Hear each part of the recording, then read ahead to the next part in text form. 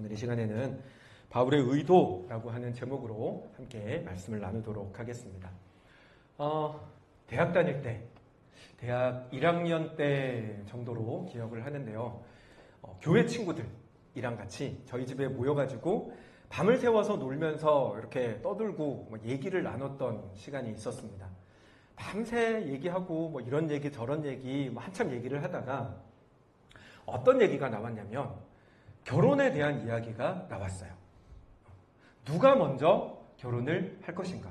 4명 정도, 저를 포함해서 4명 정도 친구들이었는데 누가 먼저 결혼을 할 것인가? 그래서 어떤 친구는 아버지가 나이가 많아서 늦게 낳았기 때문에 분명히 너희 아버지가 누구보다 먼저 너를 결혼시킬 거다. 누구는 현재 연애 중인데 아주 뜨겁게 연애를 하고 있으니 얘가 먼저 결혼을 할 것이다. 이런 이야기가 계속해서 이제 오고 갔던 거죠. 한참을 이야기를 했는데 이야기의 결론이 안 났어요. 한참을 이야기했는데 결론이 안 났습니다. 그러다가 마지막에 이야기가 살짝 틀어지면서 어떤 식으로 결론이 났냐면 누가 먼저 결혼하게 될지는 모르겠지만 적어도 가장 늦게 결혼하거나 결혼을 못할 수도 있는 사람이 있는데 그 사람이 누구냐? 저라는 거예요. 근데 그 얘기를 들었을 때 사실 되게 열받는 얘기잖아요. 근데 그 얘기를 들었을 때 인정을 했어요. 동의가 됐어요. 왜냐하면 제가 그 당시에 저의 외모에 대한 열등감이 굉장히 심했었거든요. 초등학교 6학년 때부터 얼굴에 여드름이 나기 시작을 해서 그게 중학교, 고등학교 갈 때까지 계속해서 이 온 얼굴을 여드름으로 덮고 있으니 스스로에 대한 열등감이 너무 심해서 친구들이 하는 말을 부정하지 못하는 단계를 넘어서 인정을 해버리고 말았다는 거죠. 살아가면서 인생에서 겪었던 흑역사들이 몇몇 있습니다. 그리고 그 몇몇의 흑역사들을 가끔씩 설교하면서 설교 예화로 사용할 때도 있습니다만은 그러나 제가 그래도 이야기하는 저의 흑역사들은 이야기할 법한 것들을 말씀을 드립니다만 정말로 제 속에 있는 진짜 심각한 흑역사, 차마 누구에게는 감히 입을 열어 이야기할 수 없는 심지어 저의 아내에게조차 얘기하지 못하는 흑역사들도 있습니다. 그런 건 절대로 말할 수 없죠. 드릴라가 삼손에게 열심히 꼬셔가지고 들었던 것하고는 차원이 다른 그런 얘기들이 있습니다. 그런데 여러분 만약에 나는 절대로 드러내고 싶지 않은 그런 인생의 흑역사나 부끄러운 이야기들을 누군가가 알고 있는데 나의 동의 없이, 저의 동의 없이 그 이야기를 함부로 누군가에게 한다면 그러면 여러분 어떤 기분이실 것 같습니까? 몹시 당황할 것이고 화가 날 것입니다. 그런데 그 사람은 왜 감추고 싶은 저의 이야기를 다른 사람에게 까발리는 것일까요? 이럴 생각, 실수일 수 있습니다. 알고 있었는데 비밀인데 말을 하다 보니까 자기도 모르게 툭 하고 터져 나온 실수일 수도 있을 것입니다. 그리고 또 다른 하나는 나를 망신 주려고. 나와 싸우자. 내가 너한테 받은 억하심정이 있으니 싸우기 위해서 그런 이야기를 꺼낼 수도 있겠죠. 여러분 우리는 남의 이야기, 부끄러운 이야기, 지나간 아픔의 과거들을 함부로 이야기하지 말아야 한다라고 하는 것을 상식으로 알고 있습니다만은 그런데 참 이상한 건 오늘 성경 본문에서 사도 바울이 그와 같이 에베소 사람들의 부끄러운 과거의 이야기를 서슴없이 꺼내서 이야기를 하고 있더라라고 하는 것입니다. 그것도 여러분 성경을 보면 굉장히 세밀하게 굉장히 조목조목 짚어가면서 얘기를 하는데요. 한번 볼까요? 몇 개만. 1절에서는요. 너희는 허물과 죄로 죽었던 놈들이야 라고 얘기를 하고요. 2절에서는 세상 풍조를 따랐었고 공중의 권세 잡은 자를 따랐었고 3절에는 육체의 욕심을 따라 지냈었고 너희는 근본적으로 본질이 진노의 자녀다라고 얘기를 하며 하나하나 조목조목 짚어서 그들의 부끄러운 과거를 까발리고 있더라는 거죠. 여러분 왜 바울이 이와 같은 일을 할까요? 분명 잘못된 것이라고 상식으로 알고 있는데 그때의 상식과 지금의 상식은 달라서일까요? 아닙니다. 여러분 바울이 이와 같은 에베소 사람들의 과거를 까발리는 이유는 중요한 가르침을 주기 위해서입니다. 그게 뭔지 오늘 같이 함께 살펴보려고 합니다. 먼저는 사도 바울은 이것을 통해서 사람의 본질이 무엇인지 잊지 않도록 하기 위해서 이야기를 합니다. 사랑하는 여러분, 사람의 본질이 무엇입니까? 사람의 본질은 죄인입니다. 사도 바울도 오늘 본문 말씀 3절에서 너희는 본질상 진노의 자녀다라고 얘기를 하며 죄인이라고 이야기를 합니다. 에베소 성도들을 가리켜서 이야기를 하지만 보편적인 모든 인류를 가리켜서 하는 말이고 그 보편적인 모든 인류 가운데 저와 여러분도 있습니다. 그러므로 우리의 본질은, 나의 본질은 죄인이라고 하는 것이죠. 여러분, 사도 바울이 에베소 성도들을 향해서 이야기하는 그 하나하나의 이야기는 사실상 나의 이야기이기도 합니다. 물론 지금은 아니죠. 과거에는 그와 같은 존재였지만 지금 우리는 예수 그리스도를 만나 전혀 다른 사람들이 되어지기는 했습니다. 하지만 그렇다고 하여서 내가 지금 예수를 믿어 전혀 다른 새 사람이 되었다고 하여서 나의 과거가 전혀 없던 일처럼 되어질까요? 그 과거의 이야기가 나의 이야기가 아니라 다른 사람의 이야기일까요? 아니요, 그렇지 않습니다. 지금 나는 그리스도인이지만 지금 나는 변화되었지만 그러나 그 과거, 본질상 진노의 자녀였던 세상에 누구보다 추악했던 과거의 그 모습, 내 모습이고 나는 지금 그 죄인의 단계에서 겨우 막 벗어났을 뿐입니다.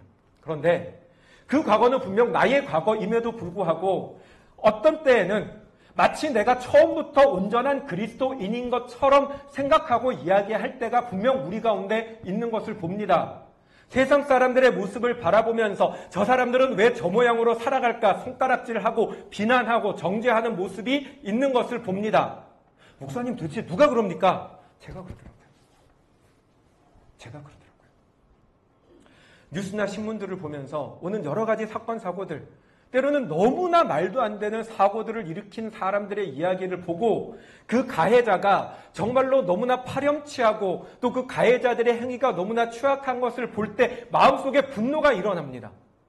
화가 일어나는 감정을 주체하지 못하고 혼자서 TV를 보거나 집에서 보고 있을 때는 저도 모르게 욱해서 화를 내게 되고 욕을 하게 되고 정죄하게 되고 인간이 어떻게 저 모양이야 라고 하는 소리를 저도 모르게 하게 됩니다. 뉴스 볼 때만 그럴까요? 아니요, 일상생활에서는 더 그러고 있더라고요. 아마 제 안에는 그런 저의 모습을 여러 차례 봤을 것입니다. 운전을 하다가 조금만 운전을 이상하는 사람들을 보면 또는 어디를 가다가 조금만 경우 없이 행동하는 사람들을 보면 나도 모르게 화가 치밀어서 인간이 어떻게 저 모양이야 라고 이야기를 하고 심지어는 눈을 부라리고 차마 싸우지는 못하지만 속으로 얼마나 많은 욕과 심지어는 옆에 있는 아내의 감정이 상할 만큼 분노하는 모습을 보이고 있더라고요. 제가. 그런데 여러분, 오늘 사도 바울의 이야기는 그것이 잘못되었다라고 우리들에게 말씀하고 있습니다. 왜요?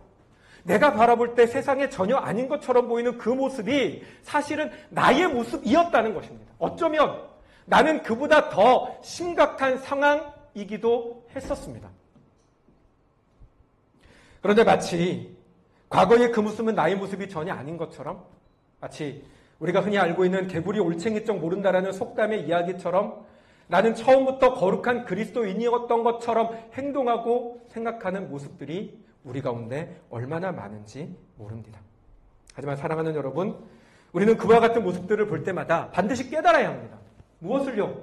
그 모습이 내 모습이었다라고 하는 사실을 깨달아야 합니다. 그리고 더 나아가서 그와 같은 모습을 가졌던 난데 내가 저 사람의 모습을 보면서 도저히 답이 없다고 생각할 만큼 그보다 어쩌면 더 심각하기도 했던 것이 난데 그런 나를 주님께서 구원하셨다라고 하는 것이 그런 나를 주님께서 참아주시고 기다려주시고 구원하셨다라고 하는 것이 얼마나 크고 놀라운 은혜인지를 여러분 우리는 깨달을 수가 있어야 한다는 것입니다. 사랑하는 여러분, 여러분은 예수님께서 여러분을 구원해 주셨다는 감격이 여러분들 속에 여전히 있습니까? 여러분, 예수 그리스도께서 나와 같은 자를 위하여 십자가에서 죽으셨다는 그 사실 때문에 느끼는 감사와 감격이 여전히 여러분의 마음 가운데 있으시냐는 것입니다. 여러분, 성경에서는요, 신앙생활을 가리켜서 하나님과 사람 사이의 사랑의 관계로 설명을 하고 있습니다. 예수님께서도 너희는 마음을 다하고 힘을 다하고 뜻을 다하여 주 너의 하나님을 사랑하라 라고 말씀을 하시고, 또 아가서와 같은 성경은 하나님과 사람의 사이를 지극히 뜨겁게 사랑하는 연인의 관계로 묘사하기도 합니다. 그런데 여러분, 지금도 여전히 여러분은 하나님을 향한 사랑이 여러분의 마음 가운데 뜨겁습니까?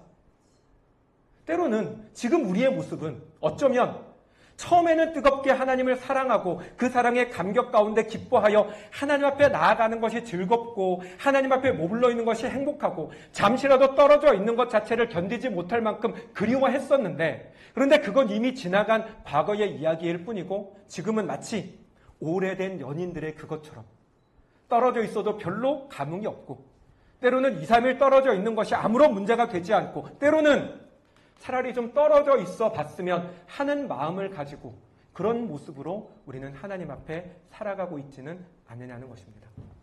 사랑하는 여러분, 저와 여러분들의 마음 가운데 다시 한번 우리 속에 있는 하나님을 향한 사랑이 뜨거워지는 은혜와 감격이 있게 되기를 주님의 이름으로 축원합니다. 여러분, 사도 바울이 오늘 이와 같은 말씀을 하는 이유는 세상 사람들의 모습을 바라보면서 비난하라고 얘기하는 것이 아니라 오히려 그와 똑같았던 나를 구원하신 하나님의 은혜가 얼마나 큰지, 내가 그 은혜와 그 사랑을 여전히 마음속에 뜨겁게 간직하고 있어야 한다라고 하는 사실을 우리들에게 알려주기 위하여 오늘의 말씀을 전하고 있습니다. 그러므로 사랑하는 여러분, 혹여나 여러분의 마음 가운데 하나님에 대한 사랑이 여전히 지금 뜨겁지 못하다면, 여러분의 마음이 식어져 가고 있다면, 그러면 여러분 함께 기도하실 수 있기를 바랍니다. 여러분, 우리가 기도해야 할 것 가운데 가장 중요한 거는요, 하나님 사랑하게 해달라고 하는 기도가 우리 가운데 필요합니다. 기도는 하나님 앞에 나아가서 나의 필요를 채워달라고 구하는 것인데, 나의 필요 가운데 가장 중요한 것이 하나님을 사랑하는 그 마음, 하나님을 향한 뜨거운 감사와 감격과 은혜가 우리 속에 식어져서는 안 된다는 것입니다. 여러분, 우리 함께 같이 기도합시다. 우리가 기도할 때 이 문제를 가지고 하나님 앞에 나아갑시다. 하나님, 내게 하나님을 사랑하는 마음을 주시옵소서. 어제보다는 오늘 더 사랑하게 해주십시오. 오늘보다는 내일 더 하나님을 사랑하는 마음을 허락하여 주시옵소서. 이것을 간구하실 수 있는 저와 여러분 되시기 바랍니다.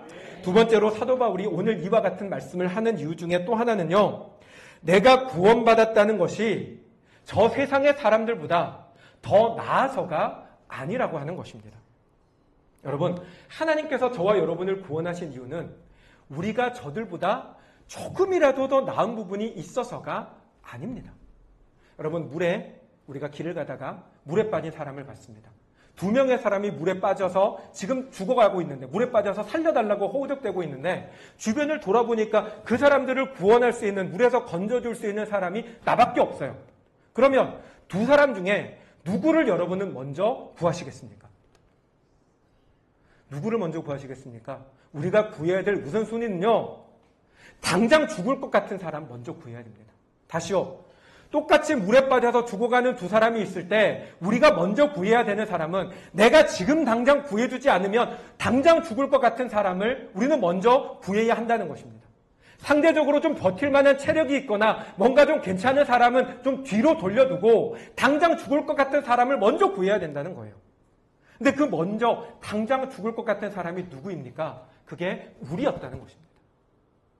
여러분, 하나님께서 우리를 구원해 주신 이유는 내가 어떤 사람보다, 저 세상에 있는 사람들보다 나아서가 아니라, 어쩌면 내가 그들보다 더 심각해서 하나님 내버려 두시면 그대로 나는 정말로 망하여 죽을 것 같은 사람이었기 때문에 하나님 우리를 먼저 구해주신 거라는 겁니다. 세상의 사람들을 바라보면서 저 사람이 나보다 못하다가 아니라 오히려 저 사람보다 내가 더 못해서 하나님 나를 구하셨구나 라고 생각해야 된다는 것입니다. 그리고 그렇기에 우리는 세상 사람들을 바라보면서 빚진 자의 마음을 가질 수가 있어야 합니다. 여러분, 사도 바울이 이런 이야기를 합니다. 로마서 1장 말씀인데요. 띄워주세요. 함께 읽습니다. 헬라인이나 야만인이나 지혜 있는 자나 어리석은 자에게 다 내가 빚진 자라. 그러므로 나는 할 수 있는 대로 로마에 있는 너희에게도 복음 전하기를 원하노라. 아멘. 여러분, 우리가 일반적으로 이 복음에 빚졌다라고 하는 이야기를 할 때에는 이 복음에 빚진 대상을 나에게 복음을 전해준 사람에게 우리가 복음을 빚졌다라고 생각을 합니다. 이게 일반적인 생각이죠. 그런데 사도 바울이 이야기하는 이 복음에 빚졌다라고 하는 말은 바울에게 복음을 전해준 누군가를 대상으로 하는 이야기가 아닙니다. 왜냐하면 사도 바울은요, 복음을 전해준 사람이 없습니다. 사도 바울은 다메섹으로 가다가 길에서 예수님을 만났고 예수님과의 그 특별한 만남을 통해서 예수를 믿는 사람으로 거듭나게 됐습니다. 그렇기 때문에 사도 바울이 이야기하는 내가 복음에 빚을 졌다라고 하는 이야기는 자기에게 전도해 준 사람을 말하는 것이 아니라 오히려 자기 때문에 구원받지 못한 그 사람들을 대상으로 빚졌다라는 이야기를 하고 있다는 것입니다. 사랑하는 여러분, 우리는 복음에 빚진 자입니다. 여러분, 하나님께서 우리를 구원하신 것은 내가 당장 죽을 것 같기 때문에 하나님 우리를 먼저 구원해 주신 것입니다. 그러므로 우리는 세상 사람들을 바라보면서 어떻게 저 사람들은 저렇게 살아가고 있나라고 비난하거나 정죄할 것이 아니라 오히려 우리는 그들을 바라보며 미안한 마음을 가져야 합니다. 그 사람들을 하나하나 바라보며 빚진 자의 마음으로 하나님께서 그 사람들의 영혼들을 구원하여 주시기를, 하나님께서 그 영혼들을 살려주시기를 간절히 간구하는 모습으로 우리는 그렇게 살아갈 수가 있어야 하는 거죠. 여러분, 물에 빠진 사람이 그 사람을 통해서 물에서 건짐을 받았습니다. 그러면 그렇게 건짐받은 그 사람은 그 위에 어떻게 해야 합니까? 여러분, 그 사람이 기운을 차리면 일어나서 이제 나 대신에 아직까지 물속에 남아있는 그 사람을 위하여 한 손의 힘이라도 더 거들어야 하는 것입니다. 사랑하는 여러분, 하나님께서 여러분들에게 건지라고 말씀해 주시는 사람들이 누구십니까? 여러분, 저는 우리 라이트하우스 양산의 성도님들이 다 마음속에 하나님께서 주시는 영혼들을 품게 되기를 간절히 소망합니다. 여러분, 우리 사람들에게 전도를 해야 되는 이유, 복음을 전해야 되는 이유는 어떤 우리의 교인의 어떤 그 교세를 키워나가고 우리의 규모를 더 키워나가기 위함이 아니라 내가 구원의 빚진 자로서, 복음의 빚진 자로서 하나님께서 우리에게 요청하시기 때문입니다. 힘을 좀 차렸냐? 이제 좀 살만하냐? 그러면 일어나서 아직까지 너 구한다고 아직 구하지 못한 그 영혼을 구하는 일에 너희 한 팔의 힘을 더해주지 않을래? 나와 함께 이 일에 함께 동참하지 않을래? 여러분, 우리가 그를 위하여 복음을 전해야 하는 줄로 믿습니다. 그러므로 사랑하는 여러분, 우리의 마음 가운데 하나님께서 주시는 영혼들을 품고 그 영혼들을 위하여 간절히 함께 기도하는 저와 여러분들이 되시기를 주님의 이름으로 축원합니다. 마지막으로 사도 바울이 오늘의 말씀을 하고 있는 마지막 이유는요, 지금도 우리 가운데 그와 같은 모습이 여전히 남아있다라고 하는 사실을 가르쳐주기 위함입니다. 여러분, 사람에게는 죄성이라고 하는 것이 있습니다. 이 죄성이라고 하는 게 뭐냐면 지독한 자기중심성이라고 이야기할 수 있습니다. 하나님의 뜻을 따라 살아가야 할 인간이 하나님의 뜻을 따르는 것을 미워하고 싫어하고 오직 자기의 뜻을 따라, 우리 사사기에 등장하는 표현처럼 사람이 저마다 자기 소견에 옳은 대로 행하고 싶은 그 본성, 그 본질이 사람의 마음 가운데 뿌리 깊게 들어가 있죠. 제가 이렇게 가만히 보니까 저 아이 셋을 키웠고 지금 이제 많이 컸는데 아기들에게도 이런 본성이 있더라고요. 여러분, 저는 저희 아이들 키울 때 한 번도 저희 아이들이 밤에 자다가 이렇게 예를 들어서 기저귀에 실례를 했어요. 그러면은 내가 지금 이 밤에 일어나서 기저귀 갈아달라고 울면 우리 엄마가 얼마나 힘들까? 우리 아빠가 얼마나 힘들까? 이러면서 아침까지 참다가 아침에 엄마가 잠을 다 주무시고 나면 울어서 기저귀 갈아달라고 해야겠다 라고 하는 얘기를 한 번도 본 적이 없습니다. 혹시 여러분 보신 적 있으십니까? 여러분, 아기는 어릴 때는 누구나 다 자기 중심적입니다. 우리가 흔히 아이들의 그 언어를 보면 모두가 자기 자신을 삼자로 이야기하는 것, 표현하는 것 알고 계시죠? 아이들은 모든 것이 자기 중심적으로 세상이 흘러갑니다. 사람은 누구나 태어나면서부터 자기 중립적으로 살아가기 시작하다가 나이가 점점 더 들어가면서 그 자기의 바운더리가 점점 넓어지게 되어 다른 사람을 인식하게 되고 타인을 인식하게 되는데, 그와 같은 인식을 하고 그 사람들을 배려하는 모습으로 발전해 나가는 건 어떻게 보면 본성이 아니라 학습에 의한 거죠. 교육되었기에, 사람들이 가르쳐줬기에 그와 같이 행동을 하게 됩니다. 하지만 어른들 가운데에도, 나이 지긋한 어른들 가운데에도 그와 같이 다른 사람을 위하여 뭔가를 배려하거나 양보하는 모습이 없고 지독하게 자기중심적이 되어서 자기만 생각하고 자기의 이득만을 추구하며 살아가는 모습을 보게 됩니다. 왜요? 왜 그럴까요? 그게 본성이기 때문입니다. 그게 성경이 이야기하는 죄성의 모습인 것입니다. 여러분, 우리에게는 그와 같은 죄성이 있습니다. 물론 예수 그리스도를 믿음으로 말미암아 우리는 우리 가운데 성령이 임재하시고 성령이 우리 안에 역사하셔서 하나님의 사람답게 만들어 나가시는 역사가 분명히 있습니다. 하지만 그럼에도 불구하고 또한 우리 속에는 여전히 내가 예수를 믿었지만 내 속에 여전히 남아있는 죄성이 남아있어서 그 둘이 끊임없이 싸우고 있더라고 하는 것입니다. 그래서 사도 바울이 이와 같은 한탄을 합니다. 로마서 말씀에 그러므로 내가 한 법을 깨달았노니 곧 선을 행하기 원하는 나에게 악이 함께 있는 것이로다. 내 속사람으로는 하나님의 법을 즐거워하되 내 지체 속에 있는 한 다른 법이 내 마음의 법과 싸워 내 지체 속에 있는 죄의 법으로 나를 사로잡는 것을 보는도다. 오호라, 나는 곤고한 사람이로다. 이 사망의 몸에서 누가 나를 건져내랴. 아멘.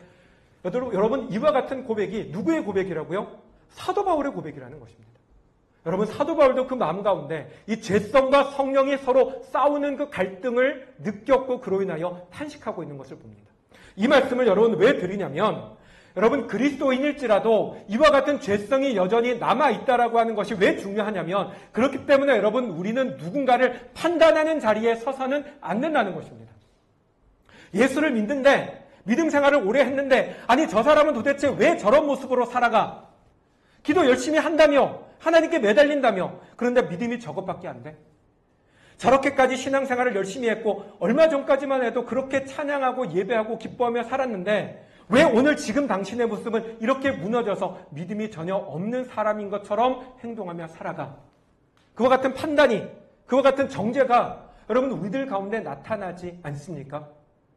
그런데 여러분 정작 우스운 건 뭐냐면, 그와 같은 모습이 나타나는 이유가 그 사람 속에 있는 죄성이 여전히 남아있어 성령이 그 사람을 주장하지 못하고 너무나 어떻게 보면 참다가 넘어간 걸 수도 있지만 죄성의 유혹을 받아 넘어갔을 뿐인데도 정작 내가 그렇게 할 때는 마치 나에게는 너무나 관대하여 죄성 때문에 그렇다라고 스스로에게는 면죄부를 주면서 다른 사람들이 그와 같은 모습을 보일 때에는 마치 그 사람에게는 죄성이 전혀 있어서는 안 되는 사람인 것처럼 말하고 행동할 때가 우리에게 얼마나 많냐는 것입니다.